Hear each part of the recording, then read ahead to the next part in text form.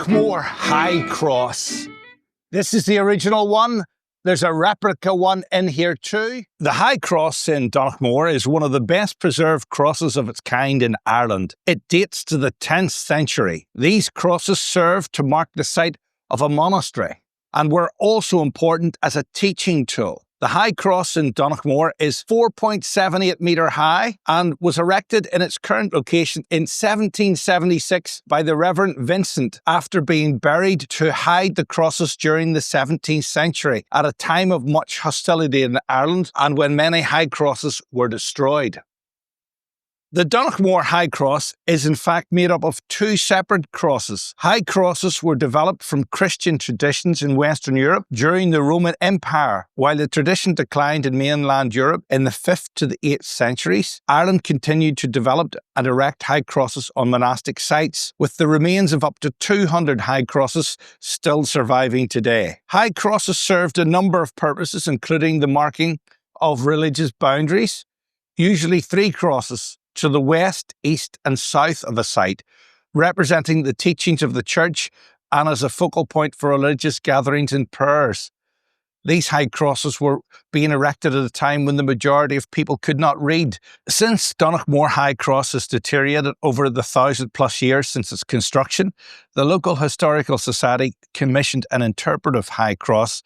This interpretive high cross is erected nearby in the old graveyard, where Donaghmore Monastery is believed to have been located and behind where the original Donaghmore High Cross now stands in the village. The interpretive High Cross has been created to accurately reflect the panels of the original High Cross, but there are some speculative depictions where these details are missing from the original. The panels on Donaghmore High Cross depict scenes from the Bible used for teaching, including Adam and Eve, Cain and Abel, the Annunciation of the Shepherds, the Baptism of Christ, the marriage feast of Cana, the loaves and fishes, the mocking of Christ, as well as the crucifixion, resurrection and ascension.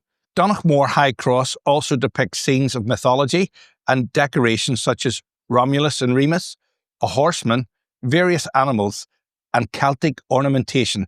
The Donaghmore High Cross is carved from stone sourced in nearby Carland.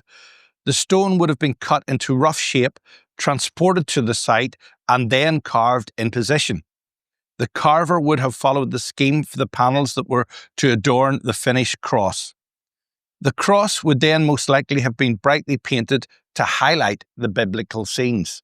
Aware that the original Donaghmore cross was in a perilous state, members of Donaghmore Historical Society erected this interpretive replica in October 2001.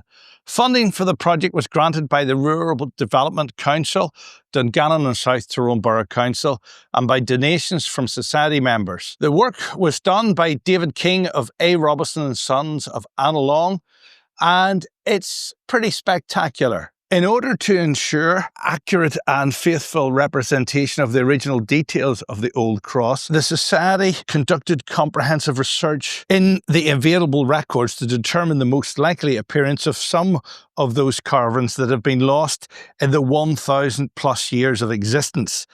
The details of various scriptural panels and the closest representation of the originals can be discerned at the present date. The existing cross is properly constructed from 2 pieces of separate crosses, but current quarrying practice have meant that the joint between the 2 sections of the replica are not in the same place.